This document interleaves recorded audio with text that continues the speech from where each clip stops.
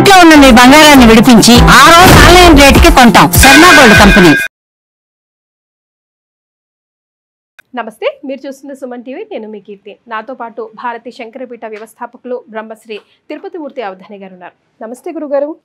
ఓం శ్రీ మహాగణాధిపతయే నమః. గురుగారు, భీష్మాష్టమి, భీష్మ ఏకాదశి అంటారు కదా. భీష్ముడి గురించి అసలు కథలు కథలుగా చెప్తూ ఉంటారు.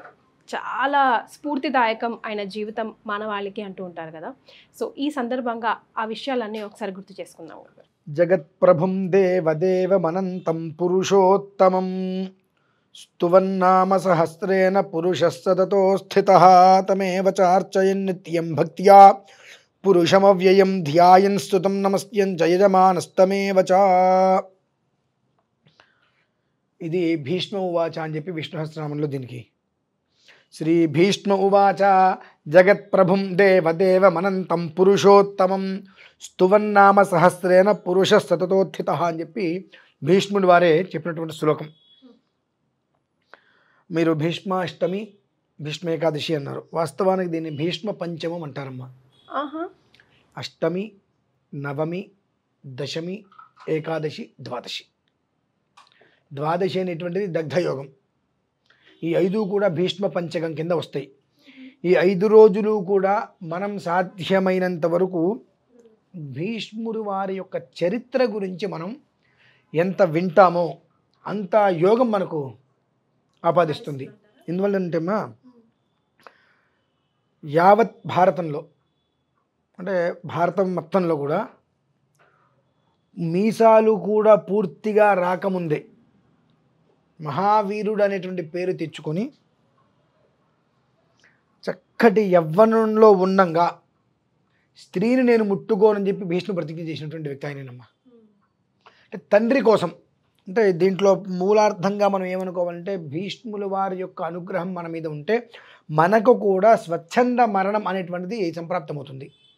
అంటే మనం ఎప్పుడు వెళ్ళిపోవాలనుకుంటే అప్పుడే మనం వెళ్ళిపోగలుగుతాం. ఆయనకి అదే సంప్రాప్తమైంది వాళ్ళ నాన్నగారి ద్వారాగా. భీష్ముల వారి యొక్క పితృదేవులు ఎవరైతే ఉన్నారో వారికి కోసం ఈయన అన్నీ వదిలేస్తే ఆ త్యాగానికి స్వచ్ఛంద మరణాన్ని అనుగ్రహిస్తారు. ఆయన అనుకుంటే మాత్రమే, ఎలా అయితే అనుకుంటారో అలానే. అటువంటి ఒక యోగం అనేటువంటిది ప్రతి జీవికి సంప్రాప్తమవుతుందమ్మా. ఆ భీష్మ పంచకమని ఎందుకంటారంటే సంవత్సరం మొత్తంలో ఆ 5 రోజులైనా ఆ భీష్మ పితామహుడు వలె ఉన్నతంగా బ్రతకలేకపోతారా, జీవించలేకపోతారా అనేటువంటిది. ఎందువల్లంటే బ్రహ్మచారి. ఎందుకు గురుగారు వారు బ్రహ్మచారిగా ఉండిపోవాల్సి వచ్చింది? అదేంటమ్మా, తన తండ్రి వివాహం చేసుకోవాలని అనుకుంటాడు. తన తండ్రి వివాహం చేసుకోవాలనుకుంటాడు. అయితే వివాహం చేసుకోవాలనుకుంటే ఎవరైతే కనుక పిల్ల తండ్రి ఉంటారో ఆయన ఏమంటారంటే, నా కూతురికి పుట్టేటువంటి పిల్లల్నే మహారాజుగా మీరు చెయ్యాలి, అందుకు అంగీకరిస్తేనే నేను నా కూతురు నుంచి వివాహం చేస్తా అంటాడు. అప్పటికే భీష్ముడు ఉన్నారుగా, మరి మహారాజు ఇంకొకరిని ఎలా చేస్తారు? కాబట్టి ఆయన ఒప్పుకోడు. ఆ శంతన మహారాజు ఇంటికి వచ్చి ఏడుస్తూ ఉంటాడు, బాధపడిపోతూ ఉంటాడు. ఆ అమ్మాయి మీద ఆ మనస్సు ఎక్కువగా అయిపోతూ ఉంటుంది. కానీ ఆవేదన పర హృదయం బాధపడుతుంటే ఒక మంత్రి ద్వారా తన తండ్రి మనస్సులో ఉండేటువంటి విషయం ఏంటని తెలుసుకుంటాడు. మీ తండ్రి గారు ఇలా అమ్మాయిని వివాహం చేసుకోవాలనుకుంటున్నారు, కానీ ఆమె తండ్రి మాత్రం నా కూతురికి కలిగే సంతానాన్నే మహారాజుగా ప్రకటిస్తా అంటే నేను నా కూతురు నుంచి వివాహం చేస్తానన్నాడు అన్న మాట తెలుసుకొని వెంటనే దాసరాజు దగ్గరికి వెళ్ళి, దాసరాజా, నీ కూతురుని నా తండ్రికి ఇచ్చి వివాహం చెయ్యి, నీ కూతురికి పుట్టిన బిడ్డలే మహారాజులు అవుతారు, నీకు ఆ ఒక్క నమ్మకం కలగడం కోసం ఈ రోజు నుంచి నేను వివాహం చేసుకోనని చెప్పి భీష్మ ప్రతిజ్ఞగా నేను చేస్తున్నాను అన్నటువంటి తర్వాత అతనికి భీష్ముడిగా ప్రసిద్ధి చెందాడు. ఆయన గాంగేయుడు, మామూలుగా ఆయన పేరు భీష్ముడు గారి పేరు గాంగేయుడు. అవునా గురుగారు? అష్టవసువులలో ఒకడు. గంగాదేవి గర్భమున వసువులు 8 మంది కూడా పుట్టి విముక్తులు అవ్వాలని చెప్పి శాపం ఉంటుంది. ఆ శాపవశాత్తు ఆ గంగాదేవిని వివాహం చేసుకున్న తర్వాత, అంటే ఇది కథలు చెప్పుకుంటూ పోతే ఎక్కడికి వెళ్తుంది మా తేలదు. ఆ గంగాదేవిని వివాహం చేసుకున్నప్పుడు ఆవిడ ఒకటే కండిషన్ పెడుతుంది, నేను ఏ పని చేస్తున్నా నువ్వు అడ్డగించవద్దు, అందుకు ఇష్టమైతే నేను వివాహం చేసుకుంటా అని చెప్పి కండిషన్. ఆమె రూప సౌందర్యానికి మోహితుడైపోయి ఆమె ఏం చేసినా ఎదురు సమాధానం చెప్పడు. 7 పిల్లల్ని కానీ గంగలో వదిలేస్తుంది. గంగాదేవే కదా, గంగలో వదిలేస్తుంది. ఏం మాట్లాడితే ఎదురు మాట్లాడితే వదిలి వెళ్ళిపోతుందని ఒక భయంతో ఏమీ మాట్లాడదు. 8వ వాడు కూడా జన్మించిన తర్వాత వాడిని కూడా గంగలో వదిలేస్తుంటే నిరోధిస్తాడు చింతనుడు. ఇందరినీ గంగలోకి వదిలేస్తే నేనేం కావాలి అని అంటే, మహారాజా నియమానుసారము నా పనికి ఎదురు చెబితే నిన్ను విడిచేస్తానని చెప్పా కదా, ఇప్పుడు చెప్తున్న రహస్యం విను. వసువులు 8 మంది నా గర్భాన్ని బట్టి విముక్తులు కావాలి. అందులో 8వ వాడు గాంగేయుడు. ఇతను లోక విఖ్యాతుడు అవుతాడు. నా దగ్గర ఉండి అతనికి సకల శాస్త్రాలన్నీ కూడా నేర్పించి సమయం వచ్చినప్పుడు నీ దగ్గరికి నేను పంపిస్తాను అని చెప్పి చెప్పడం జరుగుతుంది. ఆయనే గాంగేయుడు, భీష్మ పితామహుడు. కానీ మనం ఏదైనా పని చేయాలన్నప్పుడు భీష్మించి కూర్చున్నాడు, అలా భీష్మించి కూర్చున్నా వేరా అని అంటూ ఉంటాం కదా గురుగారు. అన్నిట్లకి ఇది పనికిరాదమ్మా. భీష్మించుకు కూర్చోవడము అంటే నేను ఇది చెయ్యను అని అంటే తలకిందులా తపస్సు చేయని చచ్చిపోని మనిషి చేయకూడదు. అది దాన్ని భీష్మించి కూర్చోవడం అంటారు. ఇవాళ రేపు ఎల్లుండి భీష్మించి కూర్చుని ఎల్లుండి చేస్తే భీష్మించి కూర్చున్నామంటే ఆ పదానికి కూడా దోషం లేదమ్మా, మన దోషాలు ఆపాదించుకోవడమే. కాబట్టి ఈ 5 రోజులు ఆ భీష్ముల వారిని తలుచుకుంటూ, ఆ భీష్ముల వారి విష్ణుమూర్తి గురించి, విష్ణు సహస్రనామం గురించి ఏ ఏ విషయాలైతే అన్వయం చేశారో ఆ విషయాలని మనం తలుచుకుంటూ 5 రోజులు విష్ణు సహస్రనామ పారాయణ చేసుకుంటూ 5వ రోజు నాడు అంటే 4 రోజుల పాటు పూర్తిగా భీష్ముని చరిత్ర పారాయణ చేసుకోవడం. ఎందువల్లనంటే అంతటి ధర్మాత్ముడు ఎవరు లేరమ్మా. మరి శిశుపాలుడు చనిపోవడానికి భీష్ముడే కదా కారకుడు. ఆ భీష్మ పితామహుణ్ణి రాజసూయ యాగం చేసిన తర్వాత భీష్మ పితామహుణ్ణి అనరాని మాటలు అన్నందుకు గాను శ్రీకృష్ణ పరమాత్మ చంపేస్తాడు. అంటే ఎంతటి ధర్మాత్ముడో అర్థం చేసుకోవచ్చు. అంతటి ధర్మాత్ముడు భారతం మొత్తంలో ఎక్కడ లేడు. ఆయన ఏంటి, దుర్యోధనుడి వైపు యుద్ధం చేయొచ్చు, కానీ ఆయన ఏమన్నాడు, నేను ఎక్కడున్నా ధర్మపక్షపాతిగా ఉంటా, అధర్మానికి నేను యుద్ధం చేయను అని చెప్పి ఆయన ఎలా చనిపోతాడు కూడా చెప్పాడు కదా. కానీ మరి అప్పుడు ద్రౌపదిని ఎందుకు మరి ఆయన ఆ సభ నుండి కాపాడలేకపోయాడు? ఉన్నాడు కదా గురుగారు అక్కడ. కరెక్ట్. ఆయన ఆ సభలో సభ్యుడిగా ఉన్నాడు, మాట్లాడడానికి అర్హత లేదు అక్కడ. విదురుడు ఉన్నాడు, సంజయుడు ఉన్నాడు. విదురుడు ఒక్కడు ఇది తప్పు అని మాట్లాడేందుకు దూరం అయిపోయాడుగా. ఆ సభలో ఒక మహారాజు స్థానంలో ఉండి ఇటువంటి పనులు చేస్తున్నప్పుడు నువ్వు నిరోధించలేకపోయావు. నిరోధించేటువంటి స్థానం నీకు అక్కడ లేకపోయింది. కాబట్టి మౌనంగా తల ఉంచుకొని ఉన్నాడు. ఎందువలన 13 సంవత్సరాల తర్వాత రానున్న కురుక్షేత్ర సంగ్రామం అనేటువంటిది ముందుగా మీరందరికీ తెలుసు కదా. ఆ కురుక్షేత్ర మహాసంగ్రామం జరగాలంటే దానికి ఒక బీజం పడాలి. ఆ బీజమే అదైంది ఆ రోజు.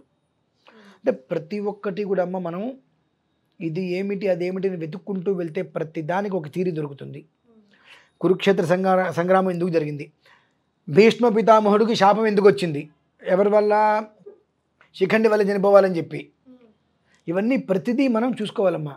ఆ భీష్మ పితామహుడు తన తమ్ముడికి వివాహం చేయడం కోసం అని చెప్పి అంబికాంబాలి గారి ముగ్గురిని తీసుకురావడం, అందులో ఒక ఆవిడ వెళ్ళిపోవడం, భీష్ముని పెళ్లి చేసుకోమని చెప్పడం, నేను చేసుకోనమ్మా నా ప్రతిజ్ఞ ఇది అంటాం. ఆ ప్రతిజ్ఞ ఇది కదా, నీ మీద నేను కక్ష సాధింపు చర్య కోసం అని చెప్పి తపస్సు చేసుకోవడం, శిఖండిగా పట్టడం. అంటే ప్రతి ఒక్కటి కూడా ఒక అనుసంధానంగానే జరుగుతూ ఉంటాయి. మొత్తం యావత్ భారతం మొత్తానికి కూడా ఇద్దరు హీరోలు, భీష్ముడు, కర్ణుడు. భీష్మ పితామహుడు, కర్ణుడు ఇద్దరే. 2 వచ్చేటప్పటికి ఇదే 5 రోజులు శ్రీకృష్ణ పరమాత్మకు భీష్ముడు వారు ఇచ్చిన వరం ఒక అద్భుతం. ఏంటి గురుగారు అది? అక్కడ ఎలా ఉంటుందంటే అమ్మా, భీష్మ పితామహుడు ప్రాణాన్ని ఇక ఉత్తరాయణ పుణ్యకాలం కోసం ఎదురుచి వెళ్ళిపోయే సమయంలో ధర్మ జిజ్ఞాస మొత్తం కూడా చెప్పమని అడిగితే భీష్ముడి వారి దగ్గరికి శ్రీకృష్ణ పరమాత్మ వీళ్ళందరూ ధర్మరాజు వాళ్ళందరూ తీసుకొచ్చి అడిగితే, జగద్గురువి నువ్వు, నీ ఎదురుకుండా నేను చెప్పగలనా అంటే, తాత నేను జగద్గురుని అన్నమాట వాస్తవం, అందులో ఎలాంటి సందేహము లేదు. నాది కేవలం గ్రంథజ్ఞానమే, కానీ నీకు 150 సంవత్సరాల అనుభవం కూడా ఉంది కదా. ఈ 2 రంగరించి పిల్లలకి చెప్పవయ్యా. ఎందుకంటే ఈ 5 రోజులకి అమ్మ తర్వాత 3 రోజులు, ద్వాదశి నుంచి మళ్ళీ 3 రోజులు ఉంటుంది పౌర్ణమి వరకు. ఈ 8 రోజులు కూడా 8 అనేటువంటిది అష్టమ గర్భకారణుడు కృష్ణుడు, అష్టమ గర్భ జన్ముడు భీష్ముడు, అలాగే శ్రీకృష్ణ పరమాత్మ పుట్టింది అష్టమి తిథి, అష్టవసువుల కింద వస్తుంది. ఈ అష్టమి అనేటువంటి విధానంలో ఆ 5 రోజుల్లో చేసేటువంటి ఒక విధానానికి తర్వాత 3 రోజులు పౌర్ణమి వరకు చేసేటువంటి విధానానికి సంతాన యోగాన్ని కూడా ఆ రోజు అందించారు ఆయన. సంతాన యోగాన్ని కూడా, ఇక సంతానం కలగదు అనుకున్న వారికి కూడా సంతానాన్ని కలిగించే అద్భుతం యోగాన్ని కూడా ఆ సమయంలోనే ఆ భీష్మ పితామహులు శ్రీకృష్ణ పరమాత్మకి ఇచ్చినటువంటి గొప్ప దివ్య సందేశంగా అది అక్కడ చెప్పబడి ఉన్నది. ఎందువల్లనంటే శ్రీకృష్ణ పరమాత్మ మొత్తం నడిపించాడమ్మా. ఎందుకంటే ఆ శ్రీకృష్ణ పరమాత్మ ఏ క్షణం ఎప్పుడు ఎలా ఏ విధంగా నడిపిస్తాడనేటువంటి భీష్ములు వారికి తప్ప ఇంకెవరికి తెలియదు. కాబట్టి చివరిలో ఆయన ఒకటే అంటారు, నన్ను నీలో ఐక్యం చేసేసుకో. ఈ ఒక్క భీష్మ పంచకం వర్గత్రయం, తృతీయ వర్గ అంటే అష్టమి నుంచి పౌర్ణమి వరకు చేసేటువంటి ఆరాధనలకి అమోఘమైన వంశవృద్ధి అనేటువంటి ప్రసాదాన్ని అనుగ్రహంగా భీష్మ పితామహుడు అది ఆ శరీరాన్ని వదిలేటువంటి క్షణంలో ఇచ్చినటువంటి వరమమ్మ. అది కూడా ఎవరికి? సంతాన వేణుగోపాలంగా ఉండేటువంటి శాలిగ్రామానికి. ఎందువల్లనంటే ఆయన అనుగ్రహ ఫలాలు, శ్రీకృష్ణ పరమాత్మ యొక్క అనుగ్రహ ఫలాలు వాళ్ళందరివి కూడా. అది ఎంతమందికి తెలుసు? అందరికీ తెలియదు. అది తెలుసుకోవడం ఒక యోగం అమ్మ. అందుకని భీష్మ పంచమి, భీష్మ అష్టమి, భీష్మ ఏకాదశి, భీష్మ పంచకం గురించి అందులో ఎంతో రహస్యంగా దాగి ఉన్నటువంటి సంతాన వేణుగోపాల స్వామి గురించి కనీసం విన్ని తెలుసుకోగలిగిన వారి జీవితాలు పుమ్ అనేటువంటి నరకం నుంచి తప్పించుకోగలుగుతారనేటువంటిది ప్రమాణం ఉందమ్మా. పుంనామ నరకము అంటారు. పుమ్ అనేటువంటి నరకం, దాని నుంచి తప్పించుకునేటువంటి మార్గం దగ్ధయోగం, ద్వాదశి దగ్ధయోగంతో ఆ నరకం నుంచి బయటపడతారు. వర్గంగా తృతీయంగా ఉన్నటువంటి మిగిలిన 3 రోజులలో వర్గత్రయం ఉంటే కొడుకు, తండ్రి, తాత, ముగ్గురు. ఆ ఒక వంశం అనేటువంటిది ఆ రకంగా మళ్ళీ వృద్ధిలోకి వస్తుందనేటువంటిది దీనికి మూలార్థంగా కూడా చెప్పబడి ఉంది. అది తెలుసుకోవటం అనేటువంటిది కష్టసాధ్యమైన పని. అంటే ముందు వింటానికి కూడా మనకు మనసు అంగీకరించదు. ఏముందిలే భీష్ముల గురించి వినేది ఏముందిలే అని. ఆయన ఒక్కడి గురించి వింటే చాలమ్మా.